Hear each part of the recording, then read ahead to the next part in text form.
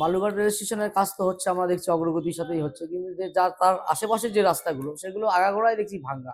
একবার বলে এটা পঞ্চায়েত করছে, একবার বলছে রেলের কাজ। এইভাবে গড়িমসি হচ্ছে দুই পক্ষের পক্ষে। আমরা ভাবছি যে রেল করবে, আর ভাবছি যে রাজ্য সরকার করবে, কিন্তু কেউ করছে না।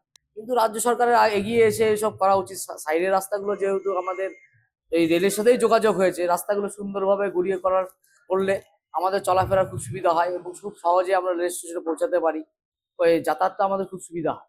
এই এত সব সমস্যার কারণে কিন্তু বহুবার দুর্ঘটনাও হ্যাঁ, ঘটেছে। অনেকবার দুর্ঘটনাও ঘটেছে, অনেকে অ্যাক্সিডেন্ট হয়েছে অ্যাপ্রোচ রোডগুলো। অনেকে তাড়াহুড়ো করে যাওয়ার সময় হয়তো এদিক ওদিক থেকে গাড়ি লেগে গেছে।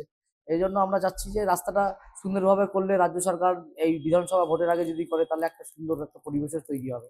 শুধু অ্যাপ্রোচ রোড নয়, ওই এলাকায় একটা আলোরও সমস্যা রয়েছে যে হ্যাঁ, রাস্তাটা। হ্যাঁ, সন্ধ্যাবেলা আলোরও সমস্যা হয়ে যায়। যেমন কিংস ক্লাবের পরে ওইদিকে গেলে অনেকটা আলোর সমস্যা থাকে, পথবাতিগুলো থাকে না।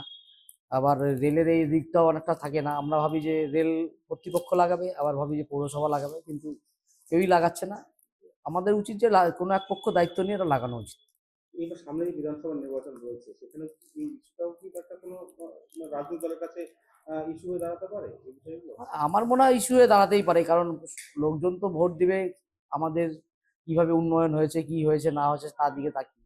এটাও একটা ইস্যু হতে পারে যে লাইট নেই, রাস্তা খারাপ, অ্যাক্সিডেন্ট হচ্ছে, এই জন্য এটা হতে পারে। বিধানসভা নির্বাচনের আগে তাহলে আপনাদের দাবি কি থাকবে? আমাদের দাবি থাকবে যে আমাদের রাস্তাঘাটগুলো সুন্দর করুক, লাইট দিক, যাতে চলাফেরার সুবিধা হয়, সহজে আমরা কোনো জায়গায় পৌঁছতে পারি। এটাই আমাদের দাবি। কারণ ট্রেন তো এখন অনেক অনেক অনেক চলছে। অনেক ট্রেন চলছে, যাতে আমরা সহজে যেতে পারি।